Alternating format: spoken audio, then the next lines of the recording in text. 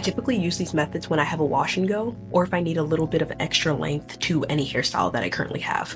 First thing you're gonna need is a lot of satin scrunchies. I'll put a link in my Amazon storefront of which ones that I like to use. I have 100 of these. I prefer these than normal hair ties because these don't snag on my hair at all, and they actually protect my hair when I'm sleeping. If I had to say how many you would need, I'd say at least 20, just to be sure. Next, you're gonna need a blow dryer with a concentrator nozzle. I can't find my actual concentrator nozzle, so just pretend this is a normal nozzle. This works just fine though. And that's really all you need for this. So first thing you're gonna wanna do is take 2 of your satin scrunchies, split your hair into 2 parts. In my opinion, the smaller sections you do this in, the longer your hair turns out. So I'm gonna do it in 3 sections. 2 in the back and probably 1 or 2 in the front.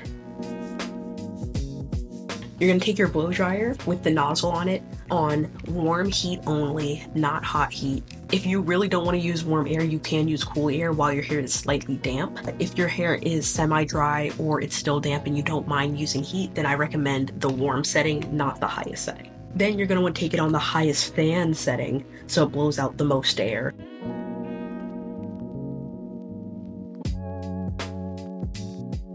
So now that you've blow dried it with warm heat, preferably for about 30 seconds on one section, then you're gonna wanna use the cool shot button and cool down your hair before you let it go. This is one of the key tricks to keep your hair staying in this state. And now this is what this side looks like. So I would say we got about 2 to 3 inches of length. And while you're working on the other section, take one of your scrunchies, tie it down where you blow dried it. So then repeat exactly what you did on your second section. Now you can take out this section and tie it together. Make sure that it's pretty tight at the roots, like that. Then take as many scrunchies as you need and tie it down. So essentially, the more that you blow dry down, the more length that you get. I like to have only a little bit of curl showing since my hair's pretty coily anyways. So I used about 4 scrunchies to go all the way down the perimeter of my hair. And that's what it looks like.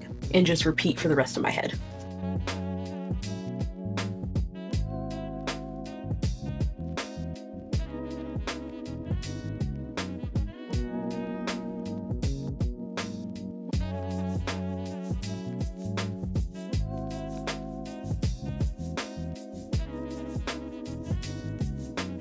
I'm just gonna blow dry it a tad bit so that it's not super long, like too much longer than this section, because I go about it differently for this section than I do the other sections, to be honest. For this section, I'm just gonna blow dry it a tiny bit with warm heat.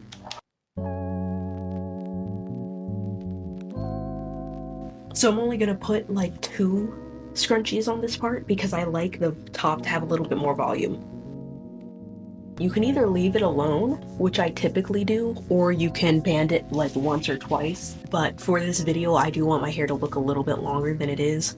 So I think I'll band it like once or twice with just the scrunchie so that I don't mess up the curl pattern in the front way too much.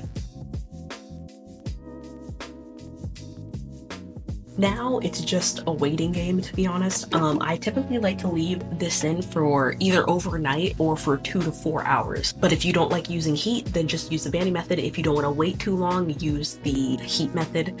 And if you want long-lasting results that are also quick, then I recommend using both. I'll be back after 2 hours once these have set in and we're going to see what the results are.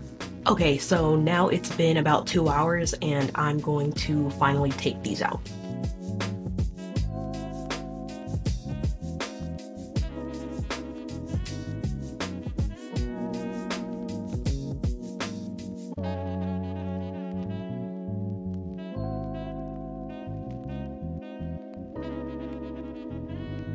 This is what it looks like coming right out of the hair ties. And you can leave it just like this, or you can take a pick and fluff it out, which is what I typically do.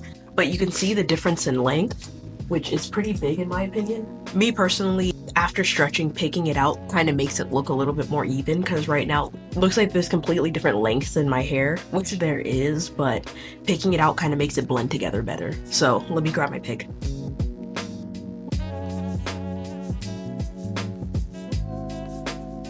So against my better judgment, I did stretch my bangs, which I probably shouldn't have in this case, because now my hair has to lay to the sides instead of being a bang like I usually like it to be. Typically I'll do a side part if my bangs are a little bit longer than they usually are. I stretch it out a little bit more just to show you guys the potential, of how long it can get. Okay, so I actually did go ahead and re-stretch my hair a little bit more with the blow dryer.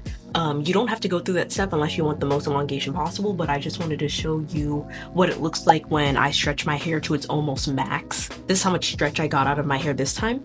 I hope you guys found some value out of this video. Please don't forget to like and subscribe if you haven't already. I would really appreciate it. I will be straightening my hair at 1 million subs on YouTube, which we seem like we're about to hit pretty soon. And you can follow up my socials at BigHeadJustice. Comment down below any other video ideas that you guys have for me. But yeah, that's it.